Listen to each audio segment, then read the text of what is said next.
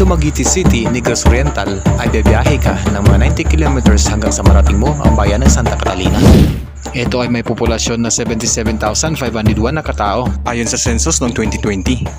Ang topografiya nito ay nakakarami sa mga gumulong burol, patag at matarik na lupain. May ekonomiya na pangunahing nakabatay sa pangingisda at agroturismo. Mahusay din silang producer ng saging at may malawak na taniman ng tubo. Bukod dito ay agaw pansin sa kanilang bayan dahil sa mga magagandang tanawin at progresibo sa sektor ng turismo. Kaya huwag niyong kalimutang ilagay sa inyong malistahan ang bayan ng Santa Catalina na dapat niyong puntahan. Laag ta sa Santa. Sa masukal na kagubatang ito, makikita ang boardwalk sa gitna ng mga mangrove. So bago po natin mapuntahan yung boardwalk, ay tatawirin na po muna natin ito po ang hanging bridge. Medyo maalog-alog po siya pero okay naman po. Shinrin-yoku, eka nga sa bansang Japan, or forest bathing. Ito ay matagal na na-practice sa ibang bansa at ginagawa na rin ito ng mga tao sa iba't ibang bansa na kung saan ay parang pagkaisa ng ating mga sarili sa kalikasan, lalo na ang mga kagubatan na tulad nito. Hindi lang po simpleng paglalakad or nature walk ang gustong ma-achieve natin dito, kundi ang ma-experience na maging bahagi tayo o parte ng kalikasan. So napakalaki po ang nagiging papel ng mga mangrove dito po sa ating kalikasan dahil sila po ang nagiging natural na infrastruktura para po ay maprotektahan po tayong mga tao sa mga matintinding pagbaha at pagguho ng lupa. Next, ang pwede natin gawin ay akyatin ang view deck. Dito po sa taas ng view deck nila ay kitang-kita po natin ang napakagandang tanawin na halos makikita na po natin ang buong area ng Bakawan. So isa po sa pwede natin gawin dito kapag andito po tayo sa Mangrove Sanctuary ay pwede po tayong mag-kayak riding. Sasakay po tayo ng maliit na bangka at pwede po natin i-enjoy yung river dito.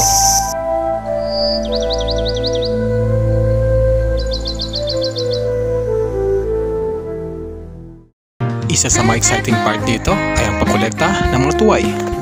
So ganito po ang pagkain ng kinilaw na tuway. So bubuksan po natin dito.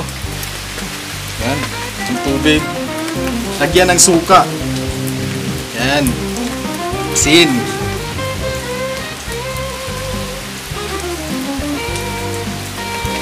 Ayos. Salpok na itong dalawa. Yan. Yun.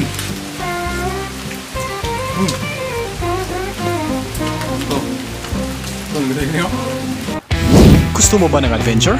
Tamang-tama ito, ang Eco Park ng Santa Box. Ito ang Palwa Ride. Gawa ito sa pinagdikit-dikit na palwa ng niyog. So ano pang hinihintay mo? Mag-slide na kasama ang pamilya at mga kaibigan.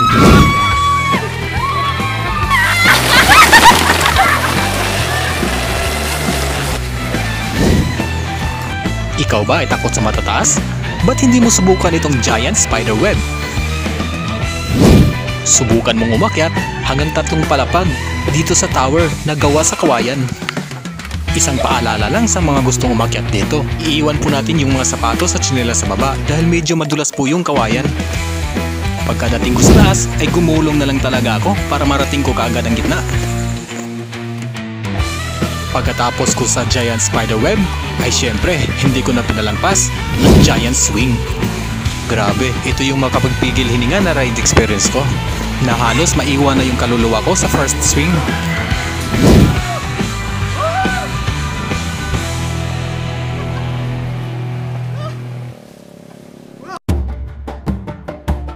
So mga unggoy na naman po ang ating titingnan ngayon. So welcome po dito sa Monkey Sanctuary ng Santa Catalina, Negros Oriental.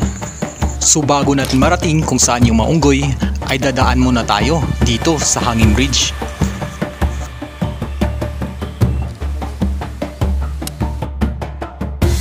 Pagkadating ko dito, ay nakakasalubong ko agad itong mga cute na cute at napakakulit na mga unggoy. At mayroon pang isang unggoy na biglang akyat sa aking balikat. Matong sila ka? Sila ang mga unggoy na tinatawag na makak. Makikita natin sila dito sa luntian at natural na kagandahan ng Santa Catalina. Dati, kadalasan, ang nagiging problema sila sa mga residente dito dahil kinakain nila ang kanilang mga produkto. Karamihan sa kanila ay hinuhuli at binibenta sa market. Yung iba ay namamatay. Sa ginawang sanktuaryong ito ay nabibigyan sila ng pagkakataong mabuhay ng natural. Binibigyan sila ng halaga at atensyon at wastong pangangalaga at nabigyan ng maluwag na tirahan na parehas sa natural nilang tirahan. Mga 10 kilometro mula poblasyon ay mararating mo ang bahaging ito ng Santa Catalina. Dito sa Barangay Mansagumayon, Santa Catalina ay makikita natin ang napakagandang waterfalls.